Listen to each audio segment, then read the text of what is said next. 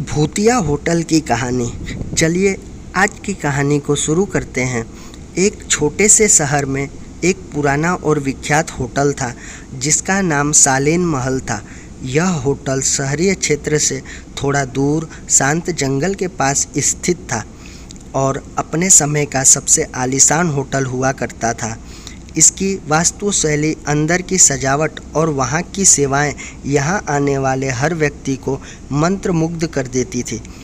परंतु सालों पहले एक बुरी घटना ने इस होटल को भूतिया बना दिया। लोग कहते थे कि इस होटल में एक परिवार की आत्माएं भटकती हैं जिन्होंने यही अपनी जान गंवाई थी। रात के समय होटल की ओर देखते ही लोगों के रोंगटे खड़े हो जाते थे। होटल के चारों ओर कटी फटी पेड़ों की छाया और होटल की टूटी फूटी खिड़कियों से छनकर आती अंधियारी रोशनी ने पूरे परिवेश को और भी डरावना बना दिया था। लोग मानते थे कि उस बुरी रात के बाद से ही वहाँ की आत्माओं का भटकना शुरू हुआ था। इस भयावहता के कारण शहर के लोग होटल से दूर रहते थे और किसी की भी हिम्मत नहीं होती थी कि वहाँ जाएं।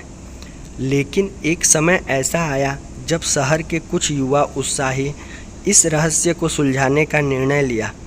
उनके मंडल का नेता था रवि, एक साहसी और होशियार युवक जिसे डर का मतलब नहीं पता था। रवि ने अपने 3 दोस्तों रोहन, सीमा और आरती के साथ इस भूतहा होटल के दौरा करने का फैसला किया। उन्होंने तय किया कि वे इन घटनाओं की सच्चाई जानने के लिए होटल में एक रात बिताएंगे। जैसे ही वे होटल पहुंचे, अंधेरा छा रहा था और हवाओं का शोर सुनाई दे रहा था। होटल के बाहर का माहौल ही डराने वाला था, लेकिन रवि और उसके दोस्तों ने अपनी हिम्मत रखी और होटल के अंदर चले गए। होटल के अंदर का वातावरण बेहद रहस्यमय और भयानक था। दीवारों पर धूल जमी हुई थी, फर्श हर कदम पर झंझनाहट कर रहा था और हर कोने से रहस्यमय आवाज़ें सुनाई दे रही थी।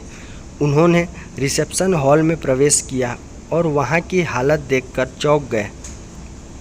पुराने फर्नीचर, टूटी हुई टेबल्स और धूल भरे काउंटर, वहाँ लगे पुराने चित्रों में होटल के सुखद दिनों की झलक मिलती थी।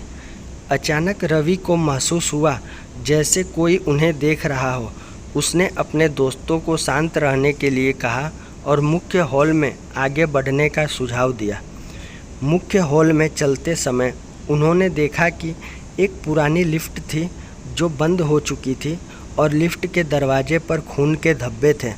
दीवारों पर लगे चित्रों में होटल के स्वर्णिम दिनों की यादें ताज़ा हो रही थी, जब यह जगह जीवन और हंसी खुशी से भरपूर थी।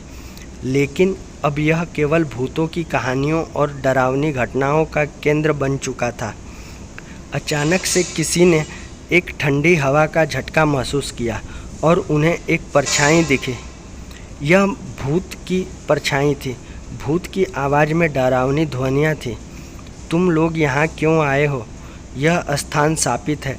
रवि ने हिम्मत से कहा, हम यहाँ सच्चाई जानने और तुम्हारी आत्माओं को शांति दिलाने आए हैं। तुम कौन हो और तुम्हारी आत्माओं को शांति क्यों नहीं मिल रही? भूत ने भारी आवाज़ में कहा, मैं इस होटल का मालिक था। मैंने अपने और मेरे परिवार ने यकीन किया कि हम यहाँ हमेशा सुरक्षित रहेंगे, लेकिन एक रात कुछ डाकू आए और हम सबको मार डाला।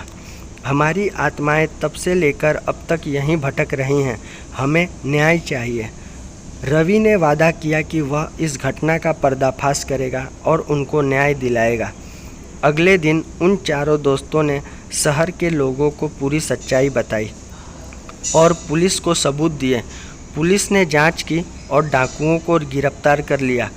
जांच के दौरान उन्हें कई रहस्यमय तथ्य और सबूत मिले जिससे डाकुओं को सज़ा दिलाने में मदद मिली। पुलिस ने पुराने कागजात, खून के धब्बों और छुपे हुए गवाहों की तलाश की।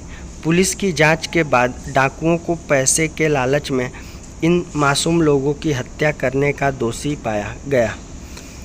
तब जाकर उन आत्माओं को शांति मिली और वे हमेशा के लिए मुक्त हो गई। अब मेहतर महल होटल फिर से खोल दिया गया और वहाँ कोई भी भूतिया घटना नहीं होती। होटल की पुरानी शान धीरे धीरे लौट आई और लोग फिर से वहां आने लगे। रवि और उसके दोस्तों की बहादुरी की हर जगह सराहना हुई और शहर के लोग अब इस होटल को देखकर डरते नहीं थे। रवि, रोहन, सीमा और आरती की यह कहानी साहस और सच्चाई के प्रति उनकी दृढ़ता के रूप में शहर में प्रसिद्ध हो गई। शालीन महल अब न केवल एक आलीशान होटल था बल्कि एक ऐतिहासिक स्थल भी बन गया, जहां लोग इस होटल की भूतिया कहानियों को सुनते और रवि और उसके दोस्तों की बहादुरी को सराहते। उन चारों दोस्तों का ऐसा मानना था कि उन्होंने न केवल एक रहस्य सुलझाया बल्कि एक परिवार को न्याय दिलाकर उनके आत्माओं को हमेशा के लिए मुक्त कर दिया।